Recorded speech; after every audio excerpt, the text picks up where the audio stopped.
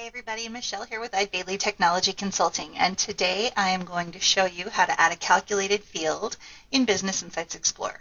And as a bonus, we are also going to create a grouped subtotal and add a date builder. Woo!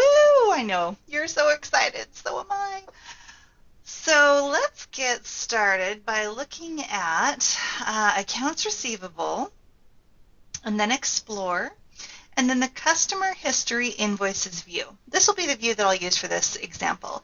And let's assume that we need to know by customer the subtotal of parts that they ordered. So our total less any freight or tax or anything like that for the year of 2020, which is the only year that I happen to have data in, so that's perfect. First, I'm going to clean this up a little bit and get rid of some of the information that doesn't really make a big difference to me, just to make it a little bit easier to work with. So I'm just clicking and dragging information out.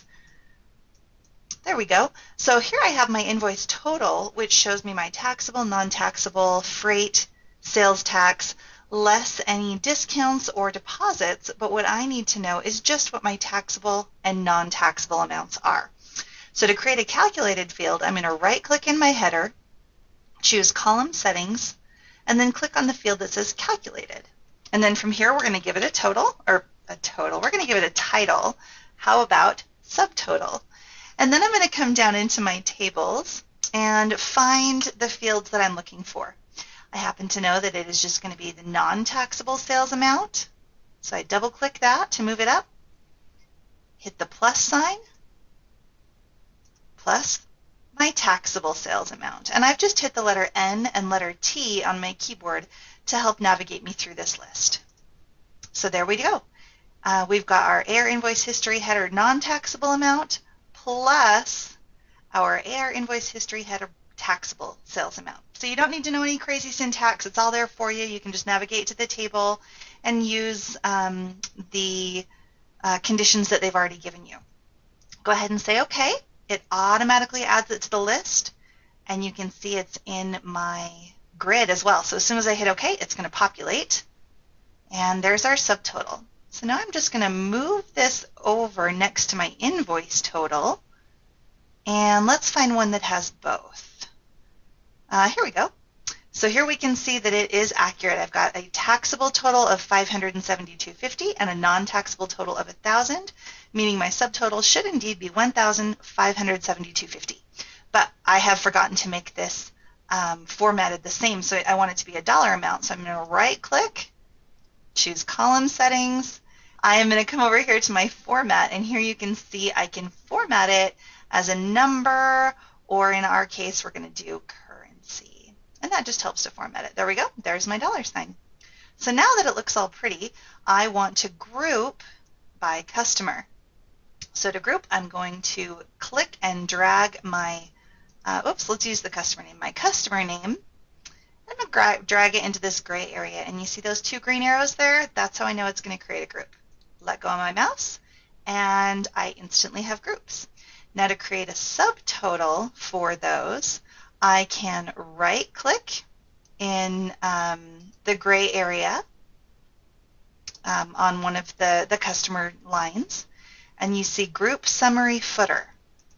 And I can have it be always visible, so that even when my groups are collapsed, I can see my total, or visible only when the group is expanded. So that's totally up to you. I'm going to choose Always Visible, and now I have these lovely little boxes. So I can right-click in the box and then choose the calculation that I want.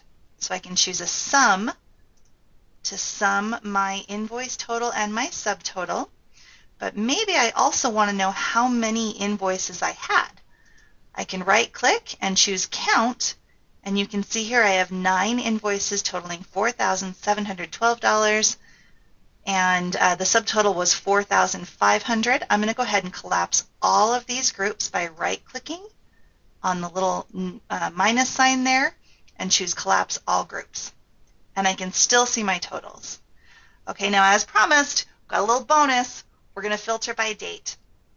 So I can come up to my invoice date, choose Custom, and then I can say is greater than or equal to, and we'll do January 1st of 2020 because that's when my data starts, and is less than or equal to December 31st of 2020. So this is really helpful also in accounts payable if you're looking for 1099 vendors.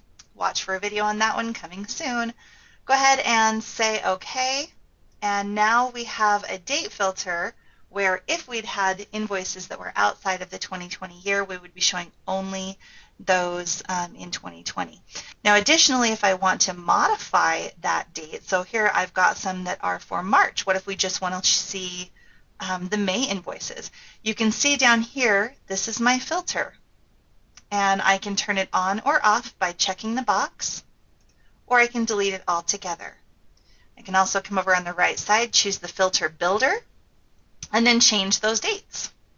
So I can change this to be is greater than or equal to May 1st of 2020 and is less than or equal to May, I think there's 31 days in May. So now we're going to be looking at it just for the month of May. So watch those March and April invoices disappear. And then there's my total for just the month of May. And then as always, I can export to Excel, access to a web page, whatever I'd like. And that's it. That is how you add a calculated field in Business Insights Explorer with a bonus of creating a grouped subtotal and a date filter. Do you have additional questions? Just let us know. As always, our team is here to help. Click the link below to get in touch.